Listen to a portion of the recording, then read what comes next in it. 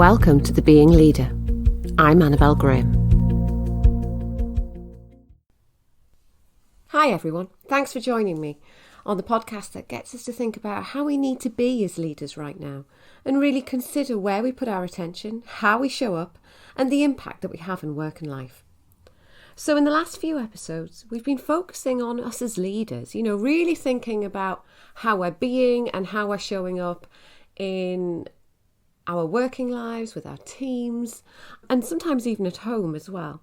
And we've thought about, what shapes our perspective and our frames our beliefs, and what impact this then has on how we go about our lives, build relationships, work effectively, and manage our teams and organisations. We've thought about how all this allows us to be connected to a purpose that's important to us and to tap into those values and beliefs and also the purposes and values of those around us, and to really think about how we act in our lives and how we can do that in a different way rather than just the doing and executing tasks one after the other without pausing and thinking. So as well as thinking about purpose, beliefs and values and whether all of those are still fit for purpose for ourselves and that we're demonstrating these in what we say and do, we've also considered our skills and strengths and what we rely upon to operate in our worlds.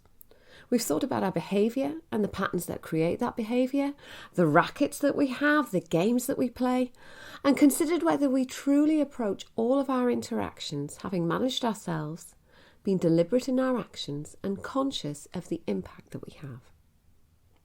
So in the final part of looking at who we are, I want to come to the wider world around us, the environment that we exist in and the systems that we're part of.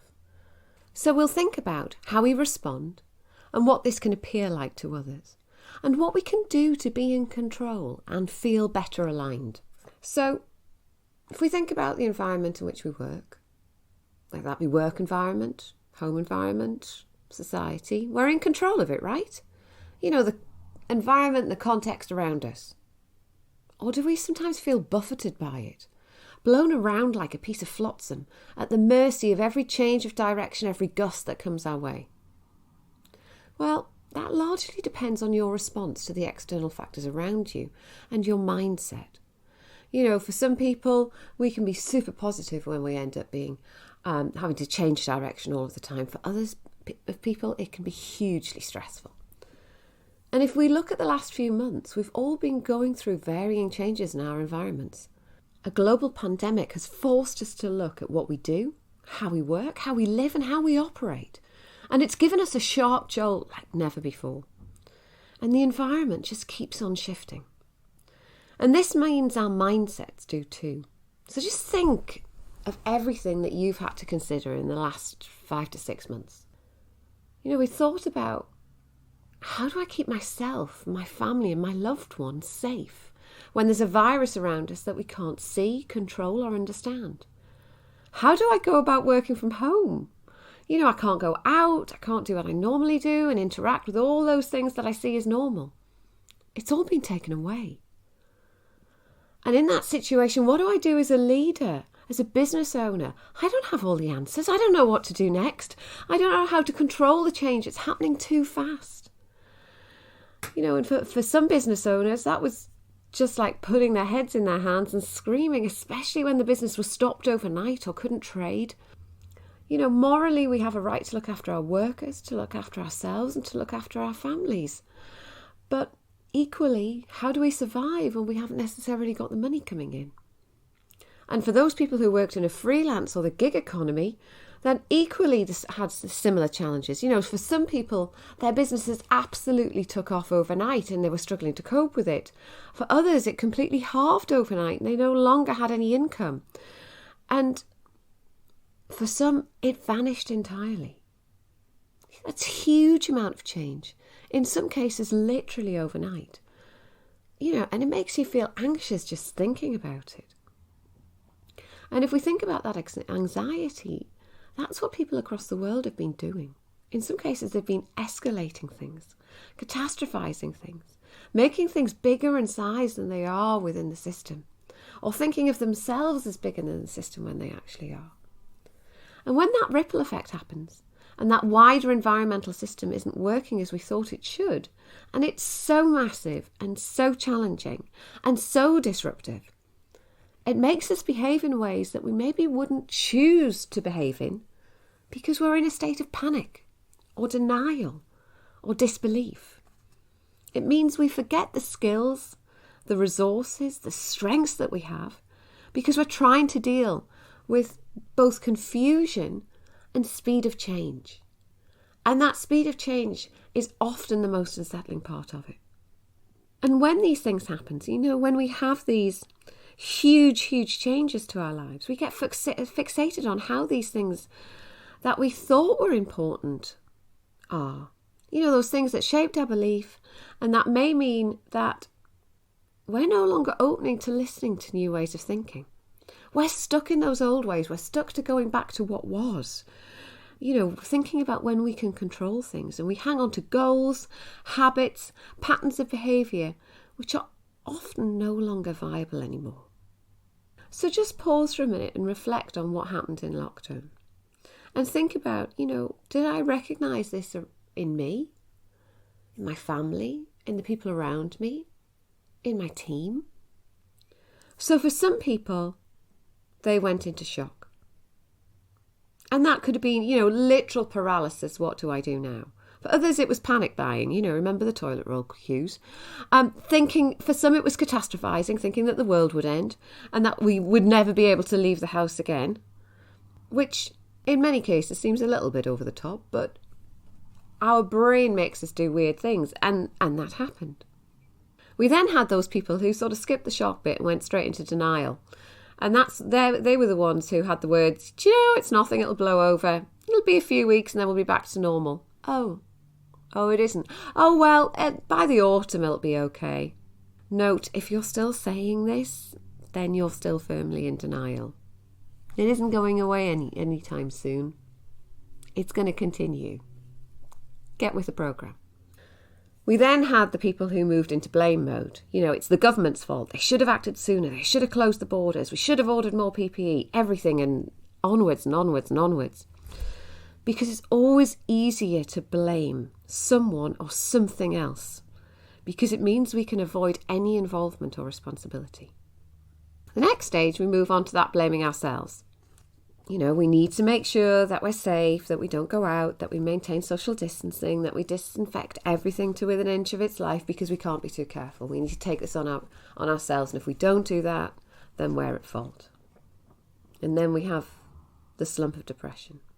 So for some people in the middle of lockdown, I can't stand not seeing anyone. It's not fair. I miss humans.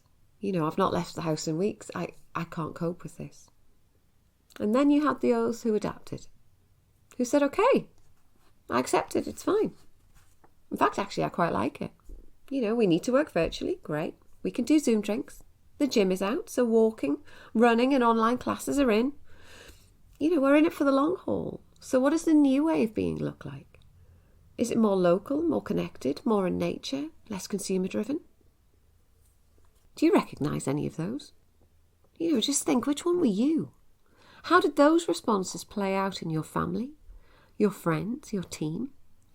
Because everyone went through them. It's the phases of emotional change, based on the grief curve by Kubler-Ross. And why grief? Why did we go through those phases of change? Because we were mourning our old way of life, our old way of being, our old identity.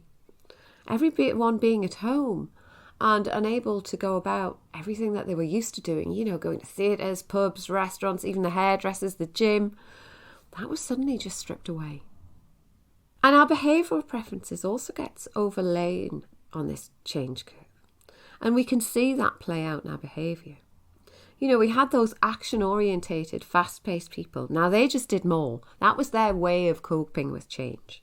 They got their heads down, tails up, and worked it out, everything that they could do to try and control things. Always the control specialists, always having to do things, always having to make things happen. Because that was their way of coping. You then had the networkers and the socialites who absolutely hated being on their own. Their idea of working on their own from home, even if, especially if they lived on their own, was just their idea of hell. So they started to host the family quizzes, the weekly drinks parties, they IM'd everyone constantly, had virtual coffees all of the time. That was their way of coping. You then have the people. They rang everybody, video called them, volunteered for neighbours, made sure everyone was okay. Basically just kept checking in because that need to feel helpful, to be able to help others was huge. And then you have the planners, the detail people, who always need to be completely on top of all of the finite details. They froze. It was all moving too fast. And in some cases, if I looked at some of those detail people around me, they were the ones who got caught in shock and in denial a little bit more because actually it was too much. They were the wait and see crowd because actually having to roll with things, having to move quickly, having to change their mind every 24 hours when the situation around them was changing so fast, that was just too stressful. They couldn't get their heads around it. It was too big, too massive, too difficult to hold. The pandemic has shown we have little control over the environment around us. However, we can control how we respond. If you look at the responses to opening up from lockdown, you can see the same change reactions happening all over again. The people who have said, actually, it's too soon, I don't want to go out. Those who've been rushing out to get into there. The same habits, the same phases of change have come out again and again. And why is this? Well, we got used to it. That really severe time when we were closed down and couldn't go anywhere, that was nearly 12 weeks. That's long enough to create a habit. We established new patterns, new routines. And for some people, they're not sure whether they want to go back to those old ways again. They quite like the new ones. Now, these reactions are all very natural. We all go through them. But how fast we go through them, how they manifest, and how long they last varies. And note, all of them are about our behaviour, what we do and what we say, how we're being, because that's where the change is most obvious. When people lose their job, have personal issues, change jobs, or restructured, the same thing happens. All of these things are part of process changes, but actually it's about behaviour and language. And that's where the most obvious indicators show up. They show up in the words that say, I can't, we don't, it won't, they won't. And when you get those, it won't, we can't, that's a form of denial. And we need to be more aware of them because I think especially when the environment around us is changing really, really quickly, we need to try and, keep putting our arms around it because that's the bit that makes us feel safe and secure. So there's naturally going to be a bit of resistance. And you'll have heard this within your organisations, within your team. But you may not have recognised that actually in some cases, it's the change. And when I say change, it's not changing what we're doing. It's changing ourselves. It's changing our behaviour that invariably brings out this resistance because all change is about behaviour. Even if you're asking somebody to, tick a box on the right-hand side of a sheet of paper rather than the left-hand side of the sheet of paper, which is what they've been doing for the last 12 months. You're asking them to change their behaviour and the way they go about doing things. And that's why stuff is hard. That's why people don't do it. So you'll have heard it in businesses. You'll have heard people say, I can't move forward because I haven't got my goals yet. My boss hasn't given them to me. Or if you extrapolate this further up the level, you'll have a leader go, my CEO hasn't set the strategy yet. If you're hearing that, I'd say ask the question, are you a leader or a follower? Because you can take action without somebody giving you those goals, without somebody giving you the strategy. You have the ability to lead, and if you're a leader, that is what you need to do. That is what people are looking at you to do. That response to change, that response to it comes out in those types of words. It's a verbal manifestation of shock, denial and blame. And when you hear those, prick your ears up because there's something going on. That person isn't accepting reality or often in many cases even listening to you anymore. They're putting up an invisible wall, a barrier, and your words are simply not getting through. nor is that person taking any responsibility. They don't see that they have a part to play in this, a part to play in the change in the way that they shape their environment. They're abandoning personal agency, personal responsibility. And the thing is, we help people with that. As our leaders and as colleagues, we help people not take responsibility all of the time. And we do it because we want to make them feel better. So we rescue them. We say, oh, I'll do that for you. And we swoop down on our white horse and we save the day. No, don't do that. Enable them to do it themselves. We're not helping. We're letting our ego get in the way when we do that because we want the praise, we want the recognition, the feeling that we've helped. Oh yes, that feeling. Because no one else gets the pleasure of helping, we do. So actually it's all about us, all about our ego and us patting ourselves on the back. So ask yourselves, how often does my ego get in the way when I step in and help someone who was perfectly able to do something on their own without my intervention? Just think about it. You stand back and watch your kids struggle when they're learning, when they're growing, when they're doing something different. And we have to do that with adults around us too. Whether that be our partners, our team members, people within our organisations, if we want them to take responsibility and to adapt their behaviour, we have to stop stepping in and rescuing them. We have to stop being mum and dad. When we have this change going on, whether it's massive, like a pandemic shift, whether it's losing our jobs, whether it's a change in circumstances or a change in role, or just doing something differently within our work environment or our home environment, we have a need to feel in control. And if we want to get things back in alignment so that it is in control, then the context in which we operate, our behaviours, our capabilities, values, and identity and purpose all need to align. And we need to recognise what part of that mix of issues is out of alignment and then fix that. So let me give you some examples. We might say, I'm not sure why I'm here. I'm not sure what my role is. So if that's the bit that comes up, I don't know what my role is, then sort that. Because the rest then will start to make sense and you'll be able to define it quite easily. If you say, I'm not sure if my purpose or my identity is right anymore, look at your values. What isn't sitting well with you? What isn't making sense? If you say, I'm not sure I can do this, well, you need to focus on your strengths and skills. What does the role demand? What's the gap? Because the gap is the bit we need to focus on.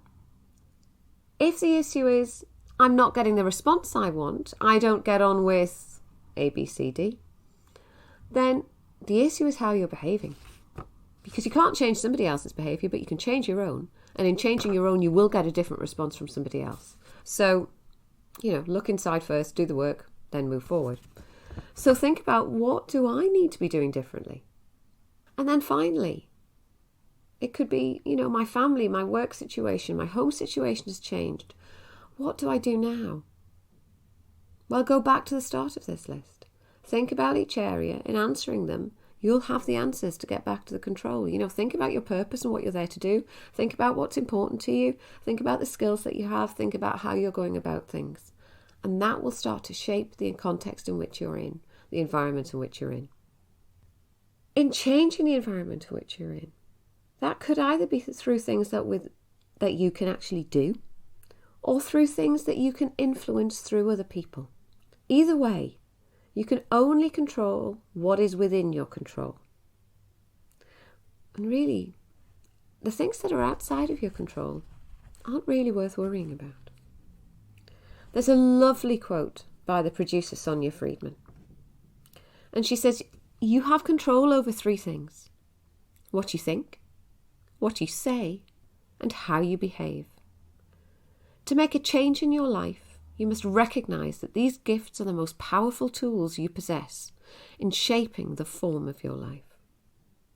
Now, if this episode's been of interest or is useful to you, I'd say go back and listen to the previous ones. Think about purpose and identity, values and behaviours. Next, we're going to start turning our focus to teams and think about how we can be more in teams rather than just doing. And we'll also continue our dialogues. The next guest in a couple of weeks' time will be Sarah Senkovitz, and we'll be talking about emotional freedom technique and law of attraction. So hope to see you then. Thanks for listening to The Being Leader.